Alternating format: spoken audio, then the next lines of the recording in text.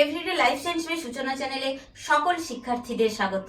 আজকে আবারও এসে গেছি বিভিন্ন ধরনের কম্পিটিটিভ এক্সাম, নার্সিং, জেইই এর জন্য লাইফ সায়েন্স বিষয়ক GK20 নিয়ে। তো ভিডিওটা স্কিপ না করে দেখতে থাকো এবং চ্যানেলটি সাবস্ক্রাইব করে পাশে থাকা বেল আইকনটি প্রেস করে দাও। তাহলে চলো শুরু করা যাক। নাম্বার 1, নিউরন কি? এই নিউরন হলো স্নায়ুতন্ত্রের গঠনগত এবং কার্যগত একক। কি বললাম? নিউরন হলো স্নায়ুতন্ত্রের গঠনগত এবং কার্যগত একক। নাম্বার টু হলো নিউরনের প্রধান দুটো অংশ রয়েছে। সেই প্রধান দুটো অংশ কি কি? নিউরনের যে প্রধান দুটি অংশ রয়েছে সেটি হলো, একটি হলো কোষদেহ, অপরটি হলো প্রবর্ধক। কোষদেহকে বলা হয় সেল বডি এবং প্রবর্ধককে বলা হয় প্রসেস। কি বলা হয়? প্রসেস। নাম্বার 3, কোষদেহ বিন্যস্ত থাকে কোন দুটি অংশে? কোষদেহ বিন্যস্ত থাকে অ্যাক্সন এবং ডেনড্রন নামক দুটি অংশে। নাম্বার 4, ডেনড্রাইট কি? ডেনড্রাইট হলো ডেনড্রনের একটি শাখা। কি বললাম? ডেনড্রনের একটি শাখা হলো ডেনড্রাইট। নাম্বার 5, প্রান্তপুরুষ কোথায় অবস্থিত? এই প্রান্তপুরুষ অবস্থিত নিউরনের শেষ প্রান্তে। কি বললাম? নিউরনের শেষ প্রান্তে এই প্রান্তপুরুষ অবস্থিত। নাম্বার 6, নিউরন ছাড়া স্নায়ুতন্ত্রের অপর একটি উপাদানের নাম কি? নিউরন ছাড়া স্নায়ুতন্ত্রের অপর একটি উপাদান হলো নিউরোগ্লিয়া। নিউরোগ্লিয়া হলো স্নায়ুতন্ত্রের নিউরন ছাড়া অপর একটি উপাদান। নাম্বার 7, মাইক্রোগ্লিয়ার কাজ কি? মাইক্রোগ্লিয়া, এই মাইক্রোগ্লিয়ার কাজ কি? মাইক্রোগ্লিয়ার কাজ হলো স্নায়ুতন্ত্রে ধারক কোষ হিসেবে কাজ করা।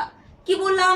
স্নায়ুতন্ত্রের ধারক কোষ হিসেবে কাজ করা হচ্ছে মাইক্রোগ্লিয়ার কাজ। নাম্বার 8, সংজ্ঞাবহ নিউরনের কাজ কি?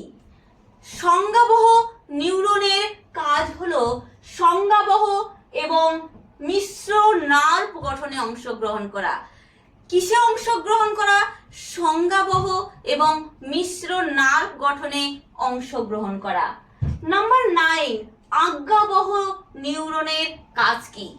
আজ্ঞাবহ নিউরনের কাজ হলো আজ্ঞাবহ এবং মিশ্র নার্ভ গঠনে অংশগ্রহণ করা।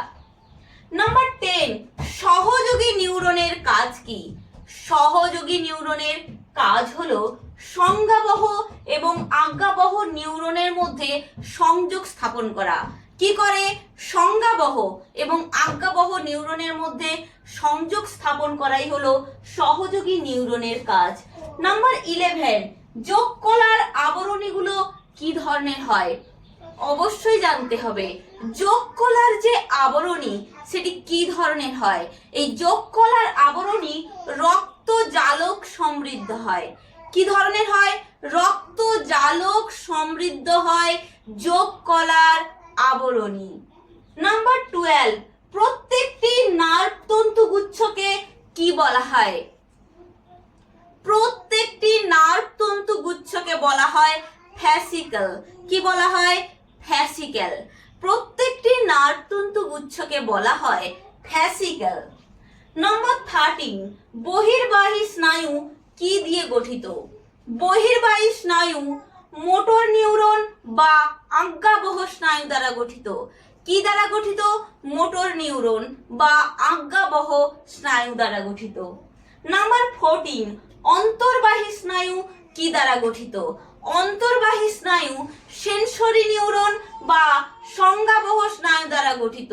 কি দ্বারা গঠিত? সেন্সরি নিউরন বা সংজ্ঞাবহ স্নায়ু দ্বারা গঠিত। নাম্বার 15, মিশ্র স্নায়ুর একটি উদাহরণ দাও। একটি মিশ্র স্নায়ু হলো দশম করোটির স্নায়ুর নাম হচ্ছে ভেগাস। তার মানে ভেগাস হচ্ছে একটি মিশ্র স্নায়ুর প্রকৃষ্ট উদাহরণ। নাম্বার 16, অডিটরি স্নায়ু কি ধরনের স্নায়ু? হ্যাঁ, অবশ্যই জানতে হবে অডিটরি স্নায়ুটা কি ধরনের স্নায়ু? এই অডিটরি স্নায়ু হলো একটি অন্তর্বাহী স্নায়ু। কি ধরনের স্নায়ু? একটি হচ্ছে অন্তর্বাহী স্নায়ু। নাম্বার 17, গ্যাসোফ্যারিঞ্জিয়াল নার্ভ বা গ্যাসোফ্যারিঞ্জিয়াল স্নায়ু কি ধরনের স্নায়ু? গ্যাসোফ্যারিঞ্জিয়াল নার্ভ বা গ্যাসোফ্যারিঞ্জিয়াল স্নায়ু হলো এক ধরনের মিশ্র স্নায়ু। নাম্বার 18, স্পাইনাল অ্যাক্সেসরি স্নায়ু। স্পাইনাল অ্যাক্সেসরি স্নায়ুটা হলো এক ধরনের বহির্বাহী স্নায়ু। ক্লিয়ার? নাম্বার 19, ফেসিয়াল নার্ভ কি ধরনের স্নায়ু? ফেসিয়াল নার্ভ হলো এক ধরনের মিশ্র স্নায়ু। কি বললাম? এক ধরনের মিশ্র স্নায়ু হলো ফেসিয়াল নার্ভ। নাম্বার 20, অলফ্যাক্টরি স্নায়ু। এই অলফ্যাক্টরি স্নায়ুটা কি ধরনের স্নায়ু? এই অলফ্যাক্টরি স্নায়ু হলো এক ধরনের অন্তর্বাহী স্নায়ু। তাহলে ভিডিওটি আজকে এখানেই শেষ করলাম। কারোর যদি কোনো প্রশ্ন বা কোয়ারি থাকে অবশ্যই কমেন্ট সেকশনে লিখে পাঠাও এবং আমার চ্যানেলটি লাইক, শেয়ার, সাবস্ক্রাইব করে পাশে থাকা বেল আইকনটি প্রেস করে দাও যাতে পরবর্তী নোটিফিকেশন তোমাদের কাছে পৌঁছে যায়। ধন্যবাদ।